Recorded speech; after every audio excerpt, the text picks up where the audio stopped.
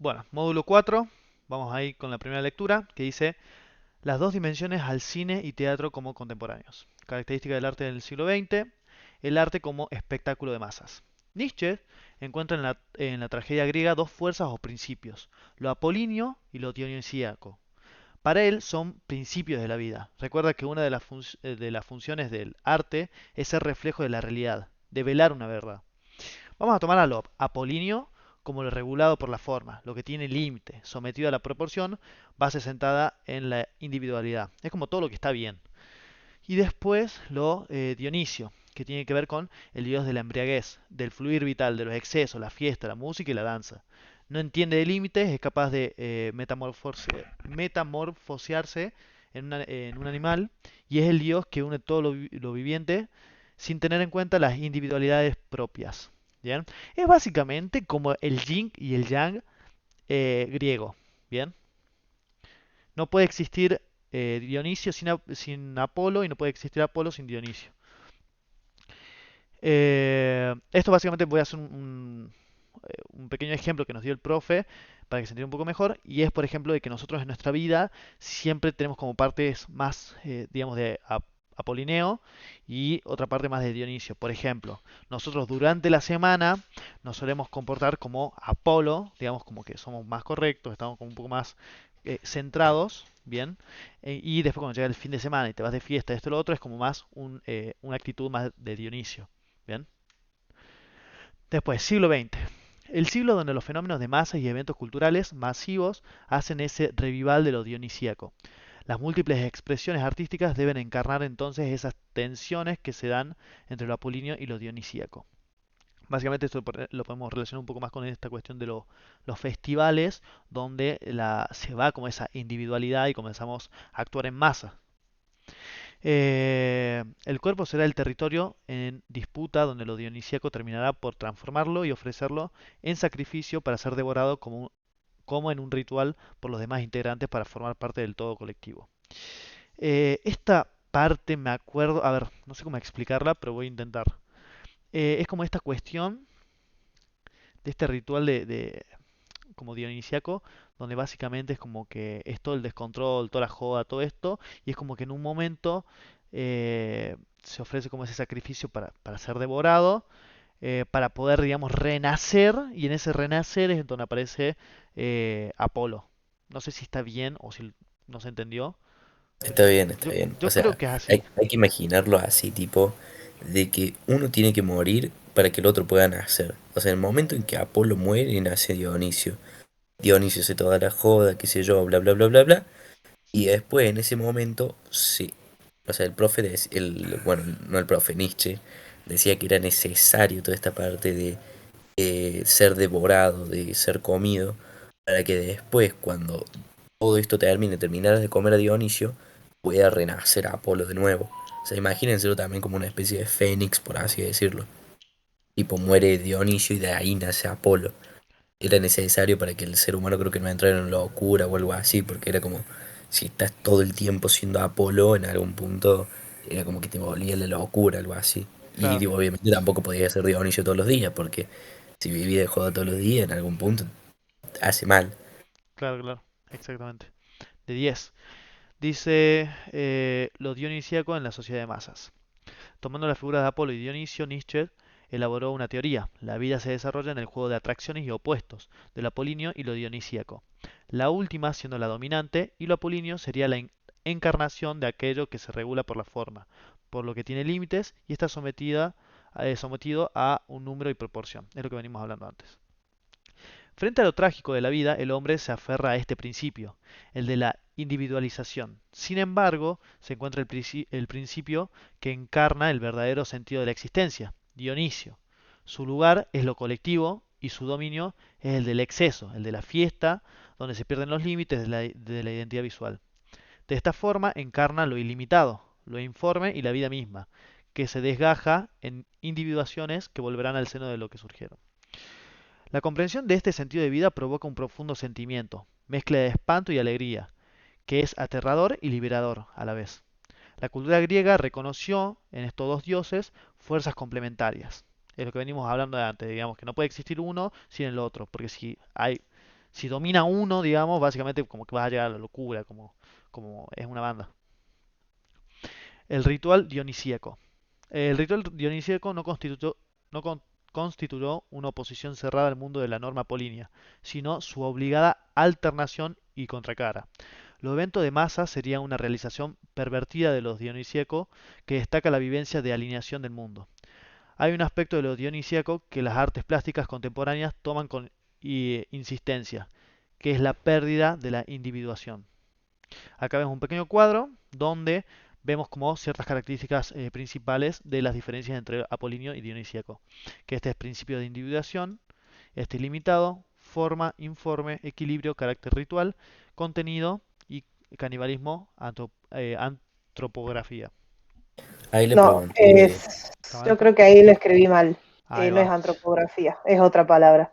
Ah, bueno. Yo creo que Sí, porque ya, ya, leí ya me parecía esa raro, sí. palabra rara, dije, o sea, me pareció rara la primera vez que leí la palabra. Ahora te digo cuál es, pero sí, ¿no no. sería antropográfico? No sé. No es esa. ¿Qué lectura era esta? La Dos. 2. Te digo, es antropofagia. La escribió. Antropofagia. Antropofa- Antropofagia. Ahí está. Escucha, ahí le pasé, le pregunté a ChatGPT el coso este de la parte de devorar en el concepto de la actualidad de lo dionisiaco. Ahí te lo leo. Esta acción o costumbre humana de comer carne de seres de su misma especie. Es canibalismo, Claro, en otra forma de decirlo. claro. Dice, en relación con el concepto de devorar, puede interpretarse como una metáfora de la consumación de esa pasión y energía dionisiaca. El acto de devorar implica una entrega total y una entrega total y una absorción completa en la experiencia. Es una forma de rendirse ante la intensidad de lo dionisiaco y permitir que esa fuerza vital nos consuma por completo. Cuando se devora, se pierde la noción de uno mismo y se experimenta una fusión con lo dionisiaco. En ese estado, los límites entre el sujeto y el objeto se desvanecen y se puede experimentar una sensación de éxtasis, conexión y plenitud. Básicamente es como el momento de devorar es como de entregarte por completo a esta experiencia dionisiaca para que después, cuando ya termine todo, puedas renacer Apolo y volver a esa parte del control. Es mucho esto también que tiene que ver, o al menos yo lo llego a relacionar con lo que decía Freud del psicoanálisis en el momento del yo, el super yo y el ello creo que era, no me acuerdo, algo así. Yo lo puedo llevar a algo más burdo y vos me vas a decir si está bien. Eh, por ejemplo, ponele cuando estás en una joda y estás, eh, digamos, re en pedo. Cuando estás así, viste, en el momento donde estás en una, ponele, ese sería como el momento ese que dice de plenitud. Entonces ya después cuando se te baja todo eso y ya es como que volvés y tenés como que bajar ya esa intensidad porque no puedes mantenerla, es como que cuando termina todo eso es ahí cuando volvés a renacer. Sería algo así, digamos, como Sí, el sí, bajón. sí, sí.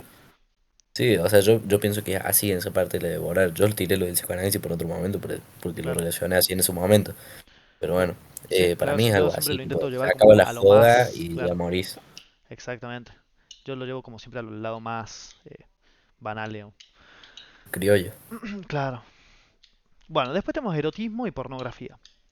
La sociedad pretende la estetización de todo, estetiza todo tipo de objeto a través de los medios de comunicación y fundamentalmente en la publicidad.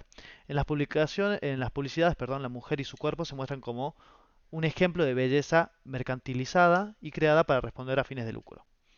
Los argumentos de los anuncios destinados a la mujer contribuyen a crear una nueva belleza, donde se subraya la precisión, la eficacia, la limpieza, la tersura, la eliminación de pliegue, los volúmenes localizados, la búsqueda de la perfección y el control. Lo erótico y pornográfico dice, en las ruinas de la ciudad de Pompeya y Herculano se observó la cantidad de escenas sexuales representadas en las paredes de los edificios. Se logra observar que el propósito de esas imágenes era el de la excitación sexual de los espectadores. Es en ese momento que se designa con el término pornografía este tipo de imágenes cuyo propósito fundamental es la estimulación sexual.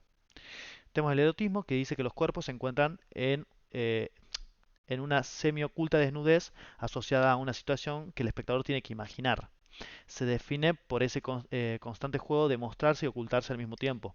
El espectador pasa a asumir un deseo narrativo propiciado por querer develar lo que se le oculta. Las figuras eróticas no necesariamente son de carácter realista. Hay espacios para la abstracción y lo no figurativo.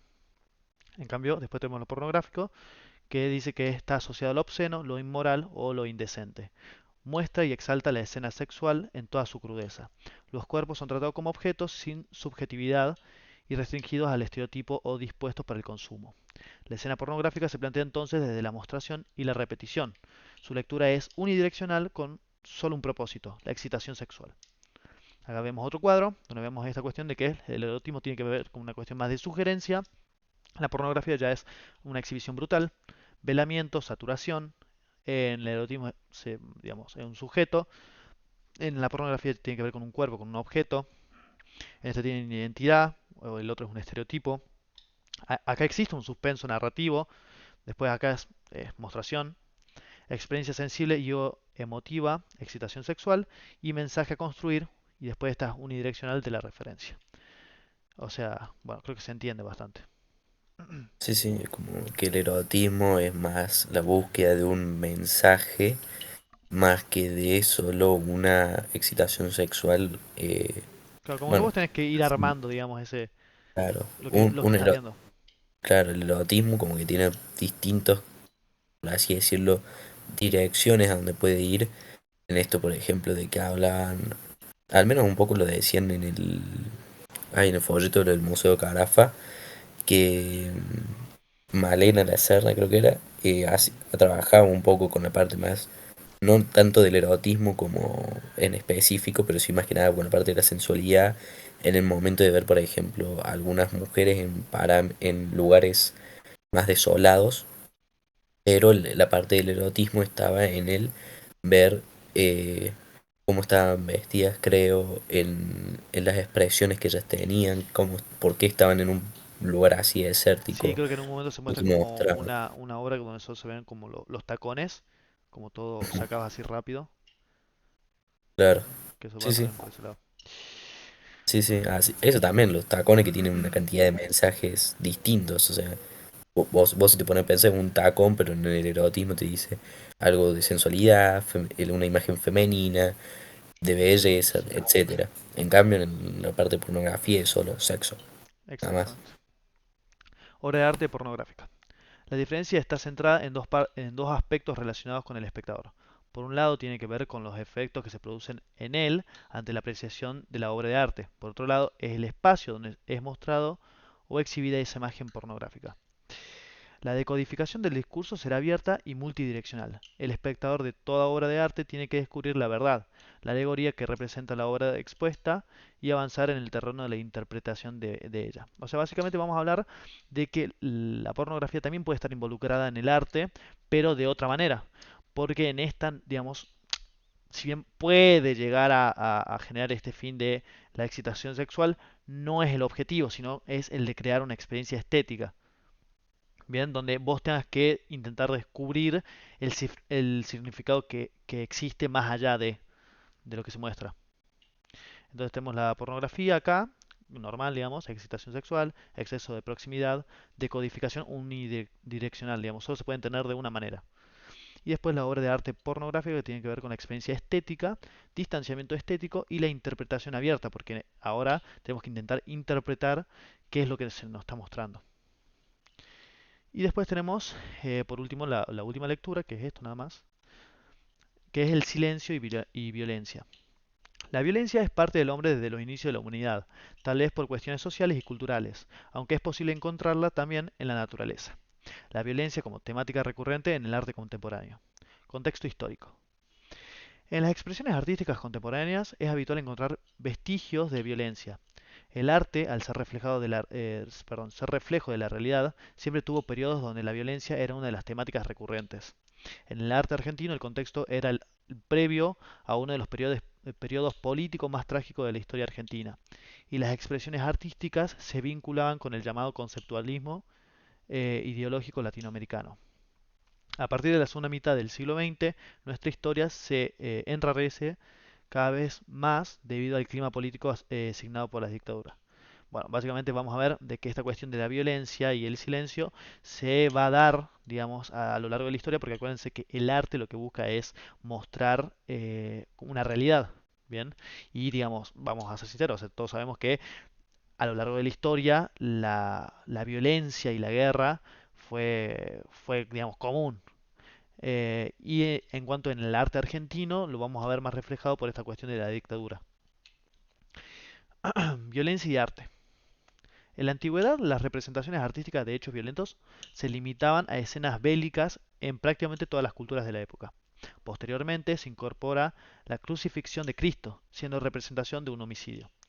Luego aparecen nuevas representaciones relacionadas con la muerte, las enfermedades y todas las zonas más oscuras y sombrías del hombre. Esta destrucción se manifiesta en actos violentos dentro de las disciplinas artísticas y se hace evidente cada vez más en el propio cuerpo de los artistas en forma de teatralidad, happenings, performance y body art, por ejemplo. El cuerpo ya no está simplemente representado, sino que está presente.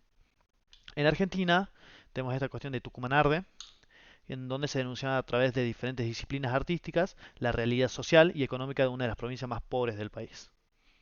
Bien.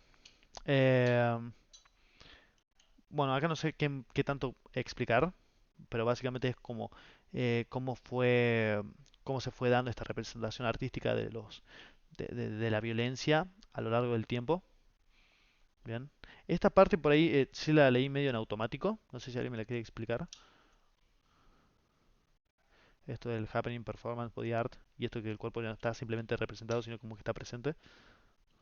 Quizás puede ser más que nada con el hecho de que ya no es solo, como por ejemplo en lo que viene siendo, en el caso de la crucifixión de Cristo, por así decirte, que se ve a Jesús todo crucificado, toda esta representación de lo que fue porque prácticamente es eso, es la representación de un asesinato, pero con todo esto te habla también de de la teatralidad, en el hecho de cómo ahora también obras de tipo más violentas, todas estas formas se pueden hacer parte de la teatralidad, en el que no solo se pinte, por ejemplo, la crucifixión de Cristo, sino que si la actúe, no sé, realmente esto no te Claro, sabría explicar muy bien. claro, claro, claro. Es eso, de que Pero es como que no está solo lo presente. estás viendo, digamos, sino como que ya como que no se está representando algo, sino como que está presente, porque supongo que en el teatro, digamos, estás viendo algo real, digamos, algo que está pasando. Las performances también, el body art también, digamos, es como que no estás viendo una obra de arte como tal, así plana y puesta en un lugar de algo representado, sino como que se está vivenciando, digamos, como que está presente lo que está Sí, puede pasando. ser eso, puede ser eso. Pero bueno, básicamente esto es todo estética. Así que estamos.